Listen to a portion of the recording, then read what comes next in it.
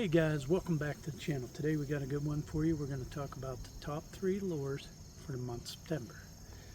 Okay guys, in no apparent order, we're going to just start off with the first one, which is hollow body frog. This is the swamp lure. I like them. They're real supple, get a nice gap in the hook. I would use this guy over the cheese mats. Obviously behind us we can see there's no cheese mats there, but I would use him around cheese mats, overhanging brush like so, and over here around docks we'd use them. Lay downs, heavier brush.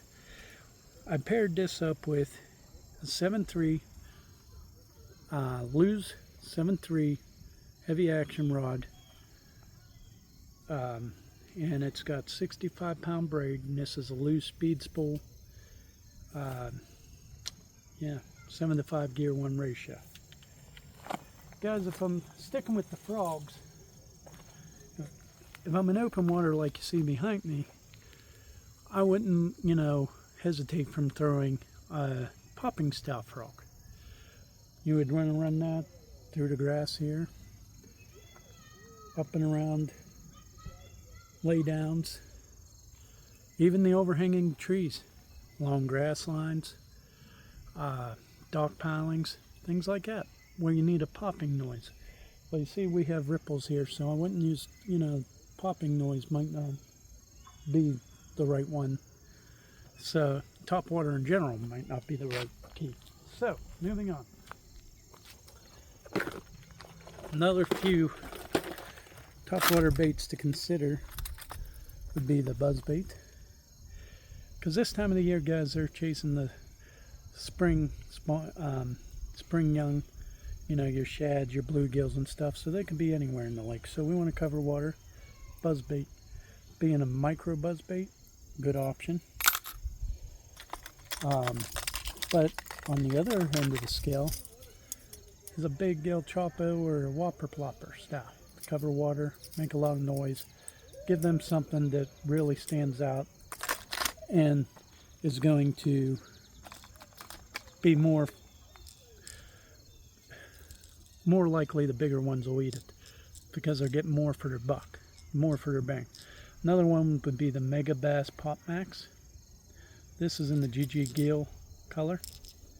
Guys, I love that color. Or the Chug Norris by Nomad Lures, another excellent lure. As you can see, he has a big lip there. He's good for chugging in water like we have behind us. But then if you have high pressured water, or just need something a little bit more finesse, you can go with the Mega Bass Mini Pop Max, or even the Strike King Popper. Okay guys, the next lure category we want to talk about is underspins. Underspins are great this time of the year.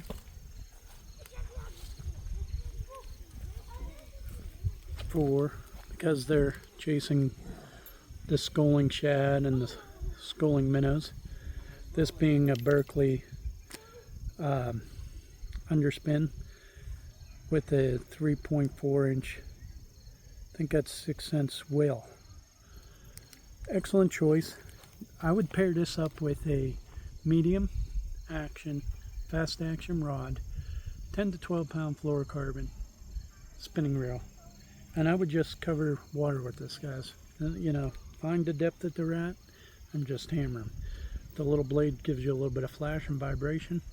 It separates you from the hundreds of thousands of other bait fish out there and gets their attention to come up and grab it.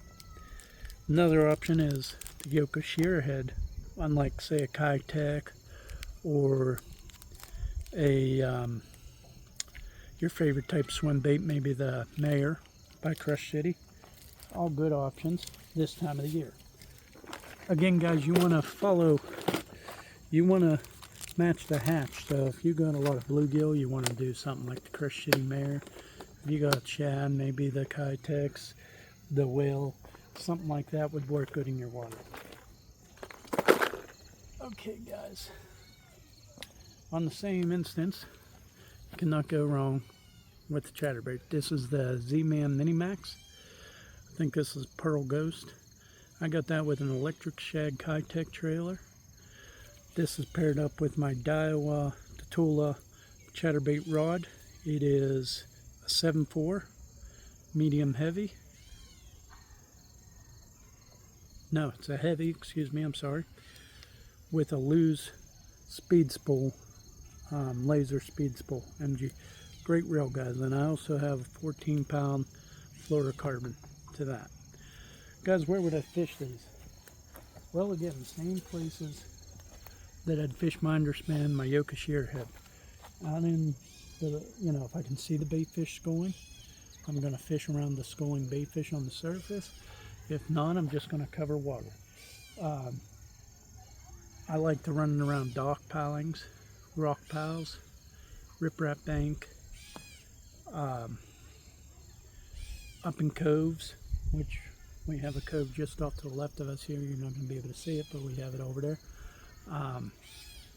Anywhere where they can corral bait fish and hold them, be a great place for your underspin, your Mini Max Chatterbait, even the Evo, Z-Man Evo Chatterbait, Elite Chatterbait's a good option. So, just to recap, maybe down alongside some laydowns. Definitely like running it along grass lines, guys. If you don't have grass line, or your lakes doesn't have a lot of rock, something you can do with a chatterbait is snap the rod tip and it'll act like it's deflecting. You'll create that reaction strike. Okay guys, for your number 3 September lure that you should be throwing this time of the year. For me, I'm a shallow man. I like shallow fishing, but it's a square bill crankbait. This is a Berkeley Fritz side. It's going to have a tighter action. I probably wouldn't throw this just yet. Maybe I would be throwing the Strike King 1.5 or 2.5 square bill. Some of the favorite colors is Tennessee Shad, Sexy Shad, and I'm just going to burn that. Again, I'm going to run it through rocks. I'm going to run it through back in the back of coves. I'm going to try to get some deflection down the sides of docks, down the sides of grass lines, under and around bridge pilings, anywhere where I can create a deflection and get that reaction strike. I'm running this one on an Abu Garcia 7-foot medium moderate action rod, crankbait rod, and that's with a Abu Garcia Black Max reel with 12-pound fluorocarbon. Guys, anytime that you're throwing a trebled hook bait, whether it be the crankbait, whether it be the El Chapo, the Nomads Chug Norris, the Megabass Pop Max, or the Megabass Baby Pop Max, you are going to want to have a parabolic bending rod. So essentially, you want that rod to bend further down in the blink. This is going to keep those fish pinned and make your land ratio go higher, because when they come up to tail walk or splash around or jump out of the water, the rod's able to absorb a lot of that shock, and it's not going to fling the hook back at you. Well, analogy I like to always say on the channel is it's like a rubber band. You don't want to have, with the treble hooks, you don't want a rubber band effect. In other words, if you stretch a rubber band, it snaps right back at you. Well, that's essentially what your fast action rods would be doing, and it's not absorbing anything, and it's just giving them leverage to throw that hook. Whereas a more parabolic, it's slower, it's absorbing a lot of that head shake and stuff, creating a higher hookup ratio and landing ratio. Well guys, if you liked the video, please smash the thumbs up button. Again, I can't tell you how much that helps this channel. If you haven't subscribed, please consider doing so. We're growing, we're doing well. I'm going to keep trying to pump videos out like this for you guys. So if you haven't subscribed, please consider leaving a subscribe. I appreciate that very much. And as always, if you have something you want to add, or you just want to ask a question, or you just want to say hello, leave in the comments below. Love to hear from you guys. Okay, guys, till next time. See you in the next one.